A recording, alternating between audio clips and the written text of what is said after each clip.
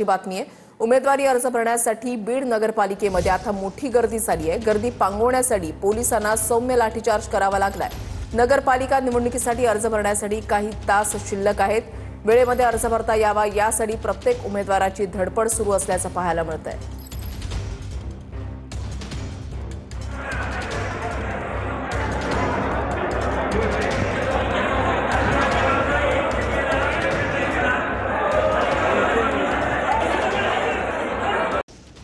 आता बातमी ठाण्यात नाही। ठाणे रेल्वे स्थानकाबाहेर रिक्षासाठी रांगा लागल्यात। सीएनजीच्या तुटवड्यामुळे ठाणे स्थानक परिसरामध्ये रिक्षाच नाहीयेत। ठाण्यातील अनेक ऑनलाईन सीएनजी पंप बंद आहेत, त्यामुळे ऑफलाईन सीएनजी पंपावर पहाटेपासूनच ही गर्दी होतीये। आपण सध्या ठाणे रेल्वे स्थानकच्या बाहेर जात या ठिकाणी रिक्षा पकडण्यासाठी प्रवाशांच्या लांबच लांब रांगा लागलेल्या आहेत। पाहायला गेलं तर अनेक रिक्षा जे ते सीएनजी गॅस भरण्यासाठी रांगेत उभे आहेत, तर काही ठिकाणी सीएनजीचे गॅस जे पंप आहेत ते बंद आहेत। मात्र कुठेतरी आता रिक्षा त्या कमी संख्येने दिसून येतात, त्याचा फटका जो तो ठाणेकरांना बसलेला आहे। का वाटतं सीएनजीच्या गाड्या ज्या आहेत, रिक्षा असतील टॅक्सी असेल, त्या कमी प्रमाणात दिसून येतात? कमी येत आहे, कमी प्रमाणात येत आहे। 15 मिनट हुआ मुझे। रिक्षा भेटेल का? रिक्शा हाँ टाइम लग रहा है, जहाँ जाना है वहाँ जाने के लिए लेट होता है थोड़ा।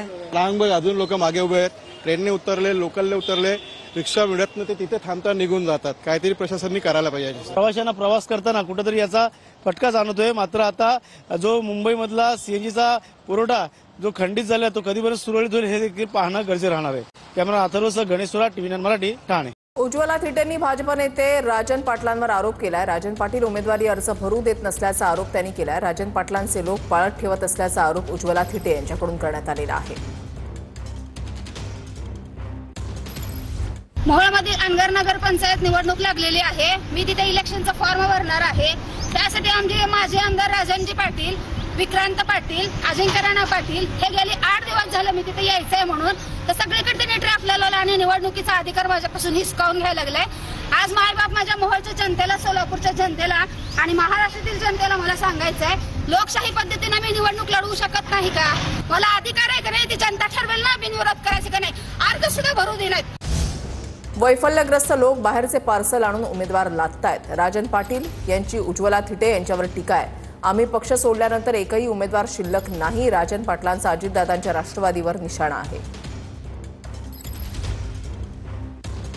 त्या पक्षामध्ये आज अशा अवस्था झाली जिल्ह्यात एकही उमेदवार त्यांना उभा करता आला नाही सिम्बॉलवर, आणि म्हणून करता असे वैफल्यग्रस्त झालेले बाहेरची माणसं आणून इथं उमेदवारी देऊन ही निवडणूक लादण्याचा प्रयत्न केला। RR पाटील हे उपमुख्यमंत्री होते, त्यावेळेला ते गाव पेटू नये म्हणून गावात एकोप्यानं भांडण वांद मिटवावं अशा प्रकारची विचारधारा म्हणून काम करत होते।